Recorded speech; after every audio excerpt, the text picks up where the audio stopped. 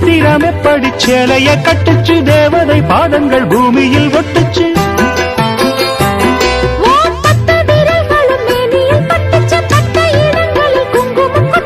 நித்தம் இரவினில் வித்தை படிக்கையில் ரசிச்சு பழகும் அழகு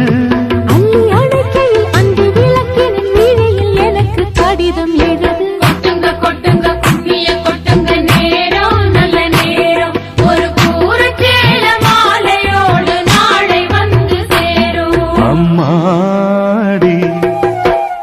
இதுதான்